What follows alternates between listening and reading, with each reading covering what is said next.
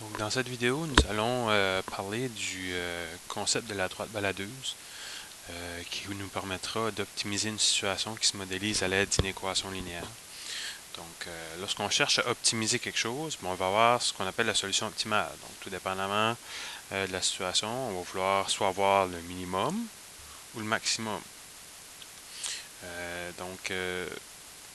Au premier bloc, on avait fait des systèmes d'inéquation linéaire. Puis on arrivait à trouver une certaine région, puis on disait que cette région-là, c'était notre solution.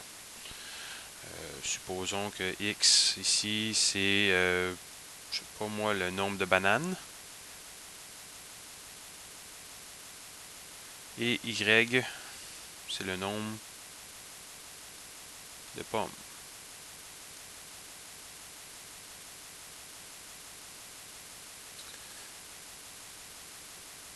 Donc, ce qui est colorié ici, c'est ce qui représente toutes les combinaisons possibles pour le nombre de bananes et le nombre de pommes qu'on peut avoir.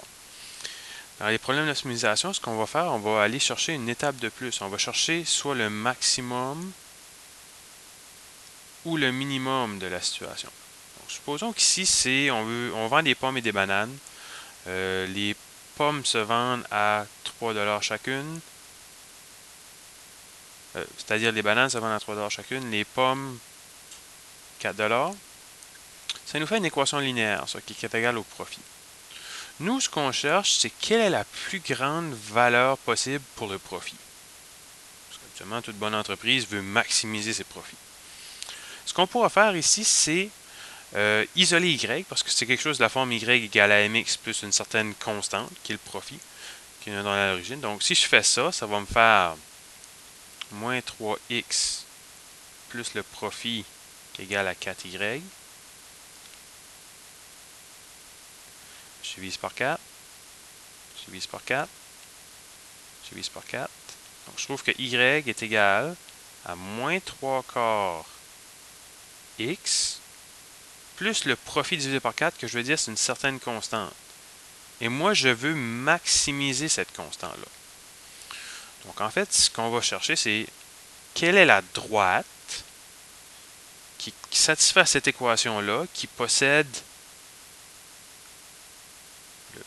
le plus grand ordonnée à l'origine, mais qui entre en relation avec ce polygone de contrainte-là. Donc, ce qu'on va faire, on va prendre une droite de cette forme-là et nous allons la balader dans le plan cartésien. Donc là, je vais juste aller dans mon logiciel. Donc, j'ai le même polygone. J'ai ma droite ici qui est de pente moins 3 quarts. Vous voyez, si je pars du point ici, je baisse de 3 unités. Je me déplace de 4, je reviens sur la droite. On va peut-être l'ajuster un peu ici.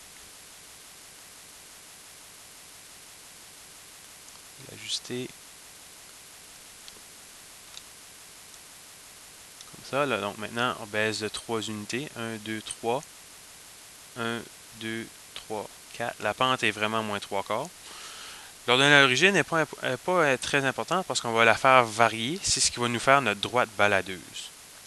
Donc, si je commence avec une ordonnée à l'origine négative, ça voudrait dire que, si on revient au contexte du problème, l'ordonnée à l'origine, c'était le profit divisé par 4. Ça veut dire qu'on aura un profit négatif qui ne se peut pas dans notre situation.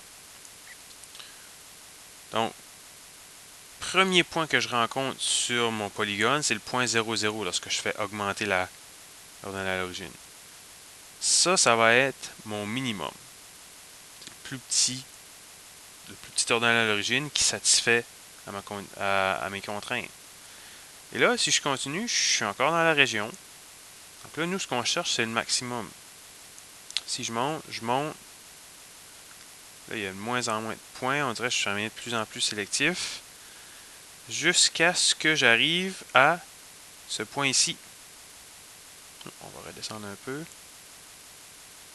Si je peux recapter le point.